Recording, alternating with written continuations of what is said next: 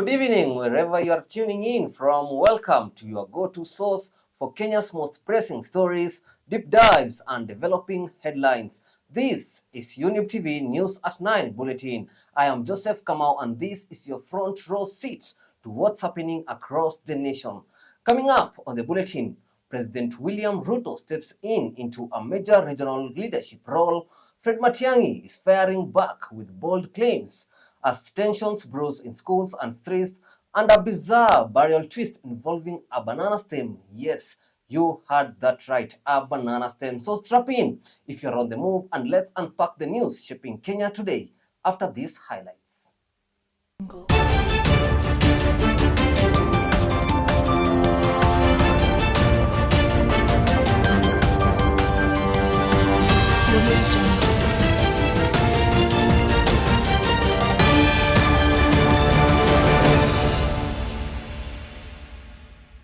It is with profound gratitude, humility, and a deep sense of purpose that I stand before you today as the new chair of the COMESA market for Eastern and Southern Africa.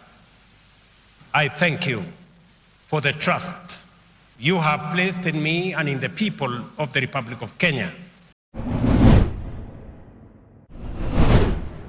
I call upon Teacher Service Commission to withdraw all the teachers from Litein High so that we can go back to the drawing board. We need the teachers to be respected. We need the dignity of teachers to be held high.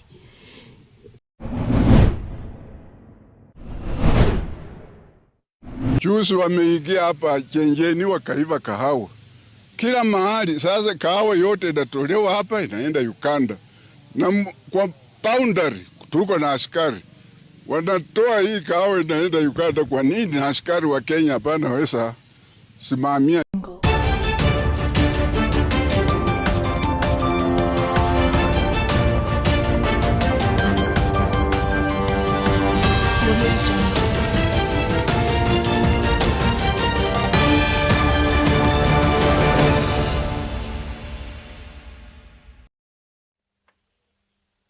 Welcome to the broadcast. Now, President William Ruto has taken on the position of chairperson of the Common Market for Eastern and Southern Africa, COMESA. Ruto officially assumed this role today during the 24th Head of States and Government Summit held at the Kenyatta International Convention Center, KICC, in Nairobi. He succeeds Evariste Ndayishimiye, the president of Burundi, who held the position of COMESA chairperson for the previous year. In his acceptance address, President William Ruto expressed his gratitude to the COMESA heads of state for placing their trust in him for this role. For integration of the COMESA region. That is the treaty. Let us put our hands together for the treaty. Next, we have the COMESA flag. This symbolizes core values, goals, and identity of collective with COMESA member states, affirming their unity and pride as a pledge to uphold and promote the shared identity of the people of the COMESA region. And the last is the COMESA gavel, a symbol of authority, leadership, formal process of decision-making that promotes, according to respect and adherence to COMESA establishing processes. Let's have the band give us what we call the fanfare.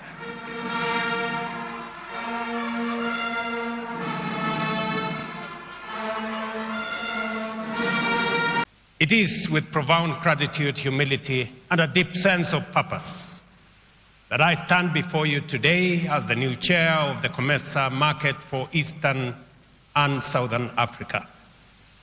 I thank you for the trust you have placed in me and in the people of the Republic of Kenya to lead this great organization, one that remains a cornerstone of Africa's economic transformation and a model for continental integration under the Africa Union.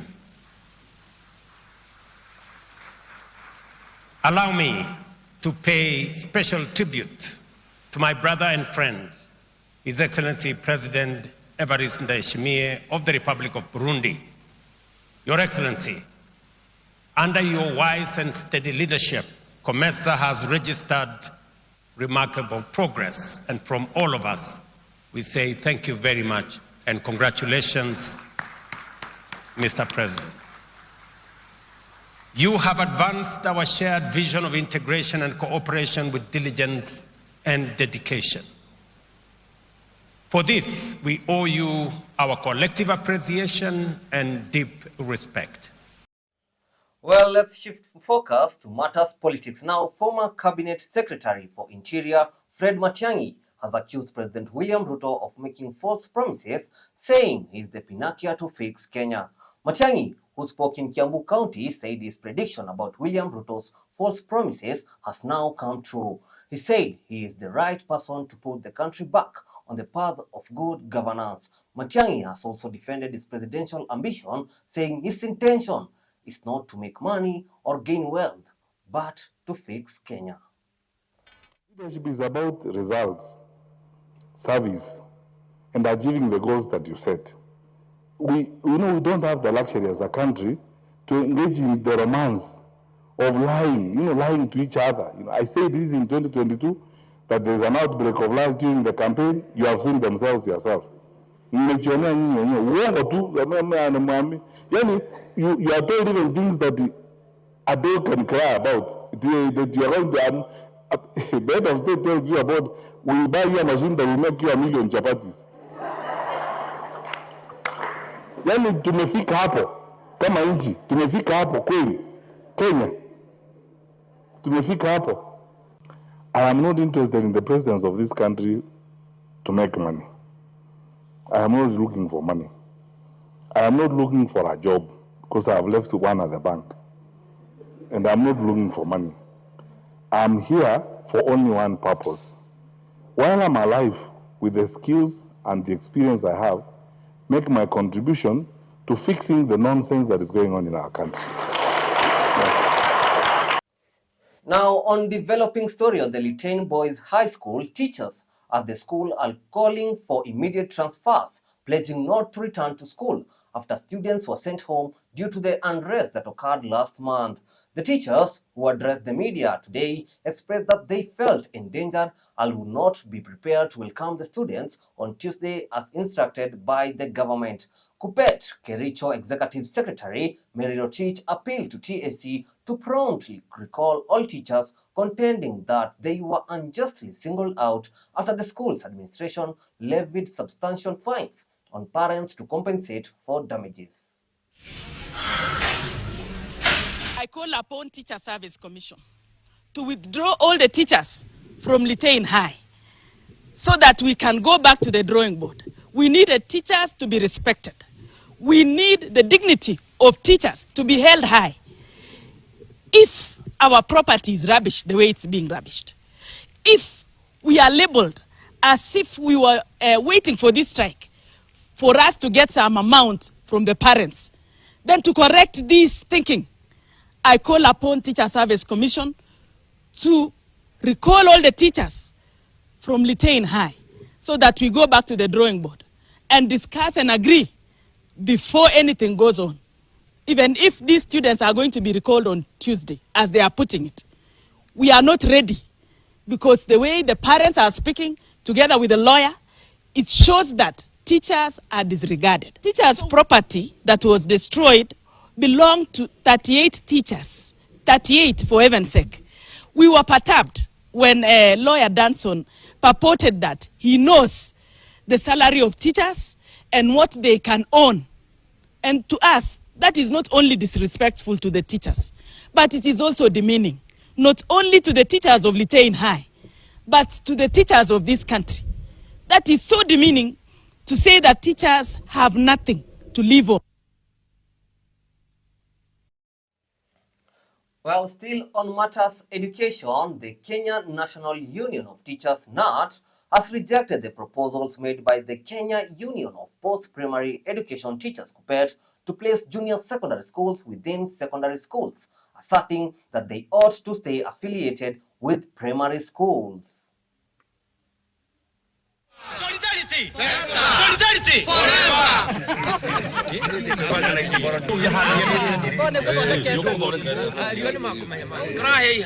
We, the councillors of the Central NAT Regional Council, demand the following immediately.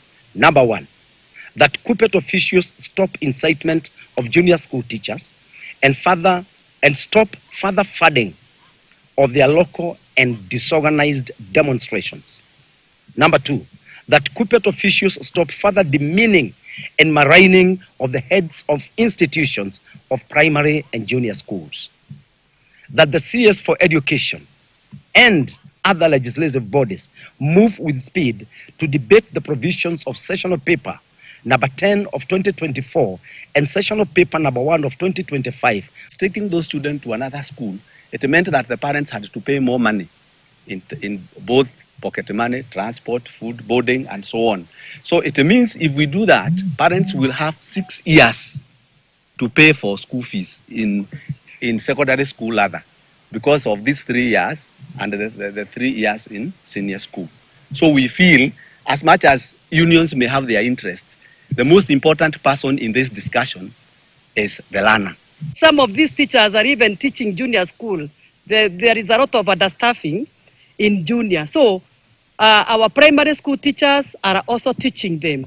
And they have tried their best to mold these learners up to the level where they are. Well, the Nat and Kuppet story takes us for a short break. When we come back, we'll be looking at Brian Odhiambo's disappearance case that's ongoing.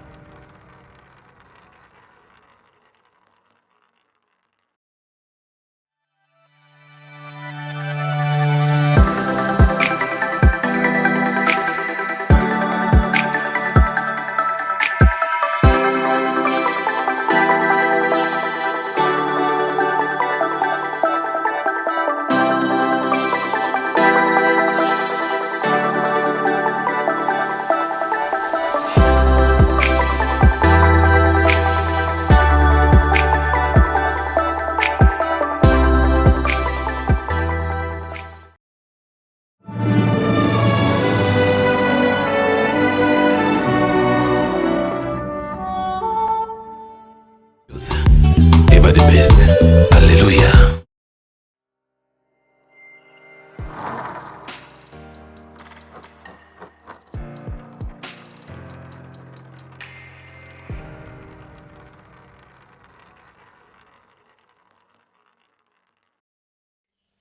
Welcome back. Remember, this is Younib TV News at 9. Now, the case of fisherman Brian Odhiambo, who disappeared in January this year at Nakuru National Park, has taken a new turn after detectives from the Crime and Investigation Unit obtained a court order to search and exhume the bodies of people believed to be buried inside the Nakuru National Park. Odhiambo disappeared 7 months ago with fingers pointing towards 6 KWS officers who, according to witnesses, descended upon him and 5 other fishermen before ferrying them by boat to Summit, Nakuru.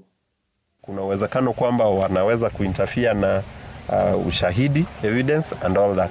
So tumeitisha kikao hiki kusitisha na kwa kina kuuliza wale ambao wamepewa nafasi hii ya kufanya uchunguzi, maafisa wa kitengo cha ujasusi, wenzetu wa ODPP, ndugu zetu wote ambao wamehusika katika hii kesi, wetu wa KWS, wafanye haraka ili kusiwe na kuchelewa. Vile vile tumeitisha mkutano huu ili kuzungumzia swala ambalo linahusiana na hii kesi, kwamba wale ambao walikisiwa ama they are suspected kuhusika katika kupotea kwa Brian Odhiambo. Hivi sasa tunavyozungumza, tuna habari kwamba bado wako kazini. Tunawashukuru wenzetu wa Kenya National Commission on Human Rights, kile kitengo cha kikatiba ambao wanahusika sana na maneno ya haki za kibinadamu. Nina habari kwamba wameweza kumwandikia mwanasheria mkuu Mheshimiwa Docas wakiuliza au atupe advisory ama apatie KWS advisory kuhusu utendakazi wa wale ambao ni washukiwa. Tunajua kwamba katika hii nchi yetu kuna sheria. Wewe umeshukiwa kufanya uhalifu, kisha wewe unaendelea kutumikia wananchi, itakuwaje? Tunauliza kwamba pia ile advisory itolewe kwa haraka. Wale ambao walihusika sasa hivi tunatarajia kwamba wangekuwa hata interdicted, lakini ajabu ni kwamba wanachunguzwa lakini wako bado kazini. Ni kinaya, ni washukiwa wa kupotea kwa Brian Odhiambo, lakini wao wako kazini kana kwamba hakuna ambacho kimetendeka ama kinaendelea. Na mwisho tunajua kuwa pia mnamo mwezi Mei tuliweza kuandikia seneti na hata bunge bunge. Now to matters county. Tension has been high in Isinya town in Kajiado County since last night after communities living in the town began fighting. According to Isinya Police Commander Simon Lokitari, the violence began after a border operator got into an argument with a passenger after he refused to return 300 shillings he had mistakenly sent after being picked up.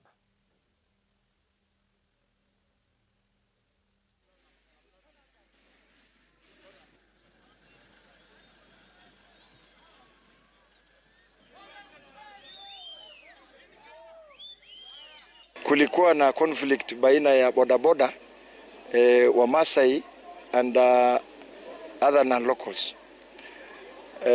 Walikosana pale kwa stage D ambaye ilikuwa ni kuhusu mambo. Mzee alibebwa na akatuma pesa mara mbili. Wakati alikuja kutafuta hiyo pesa yake ile ilienda extra, wakaanza vita hapo. So as at now, jana we contained the conflict yesterday, and yesterday we had 1 injury and 2 motorbikes were burnt yesterday. Then today we have not received any report for any injury, and we have a report that 2 motorbikes again were burnt along the highway, along Namanga highway. Mimi ninaomba tu wakazi wa Isinya pande zote mbili to reason, wakuje pamoja, waache hii mambo ya, kwa sababu hii vita sisi wote tunaishi hapa hii town. Hii town yetu sisi wote, na tumeishi miaka nenda rudi bila furugu. A family from Kiaga, Kirinyaga Central was forced to bury a banana stem after a court stopped them from burying their loved one. Shortly after they went to collect the body from the morgue, the family was informed by the Kibugi morgue management that there was a court notice that was preventing them from collecting the body of one Beatrice Nyambura. It is said that the deceased sister was the one who went to court to stop the husband and children from proceeding with the burial. It is also said that the deceased had separated from her husband. Kupanga mambo kule Mwea, anaitwa Mary. Mama yake ndiye aliaga kupitia ajali ya barabara wiki iliyopita.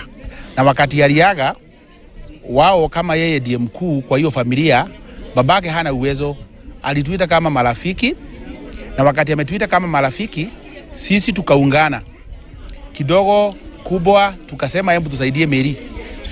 Tulikuwa tumehudhuria wengi sana, hata kutoka Nyeri hapa Kiaga pia, na wengine wageni wetu kutoka Mwea, na tulikuja kuzika mke wa brother yangu ama ndugu yangu yule mkubwa, lakini kukatokea jambo lisilo la kawaida, tukakuta court order na tukasimamizwa, tukaambiwa hiyo mazishi yairishwe. Leo hii tulikuwa na ibada ya mazishi hapa nyumbani kwake Steven, mazishi ambayo haikufanyika ni kwa sababu tulipewa court order ambayo iliweza kusimamisha mazishi ya ndugu yetu Steven kuzika mke wake ambaye wamekuwa na yeye wamebarikiwa na watoto, na hii ni kwa sababu kulikuwa na kutoelewana kati yake na wazazi wa mke wake, na kwa hivyo kwa sababu ya lile jambo leo hii tukiwa Kifugi Funeral Home tukaweza kuletewa court order ambayo ilisimamisha mazishi.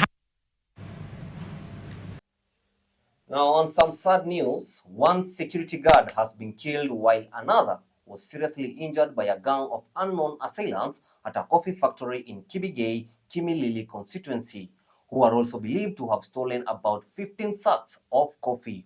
Residents and farmers of the factory have strongly condemned the act, complaining about the increase in crime in the wider Kimilili area. Chief Simon Juma said police have begun investigation to arrest the perpetrators and ensure that those affected get justice.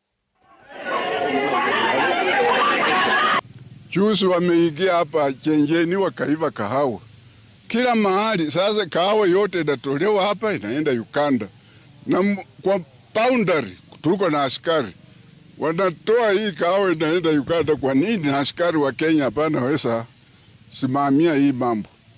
Lakini hiyo kitendo ni mbaya sana, tunailaani kama port ya Kibingei, kwani hapa ya wakulima wa Kibingei FCS tunalaani hiyo kitendo.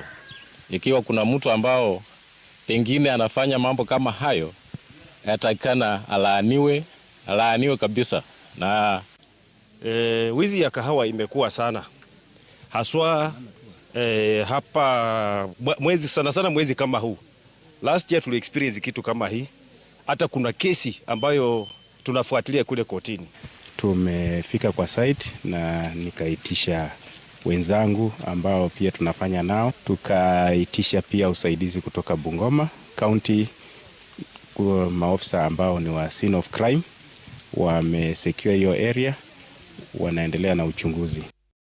Well, and that wraps up our bulletin roundup for today. From political power plays to education shakeups and community unrest, Kenya never sleeps, and neither do we when it comes to keeping you informed. Don't forget to like, share, and follow to stay ahead of the curve with meaningful insights into the stories that shape our nation. And as always, stay curious, stay critical, and stay connected with Younib TV. Before we go, here is a fun fact. Did you know Kenya is home to the world's longest lava tube cave, the Livianda Cave in Savo? Just like the news, it's deep, winding, and full of surprises. And as Nelson Mandela once said, education is the most powerful weapon which you can use to change the world. Food for thought, especially with everything happening in our schools today. I am Joseph Kamau, signing off with one eye on the news and the other on what it means to you. Have yourself a lovely evening, and remember, tomorrow brings a new headline, and as it does, we'll be here to keep you informed. Younib TV, ever the best.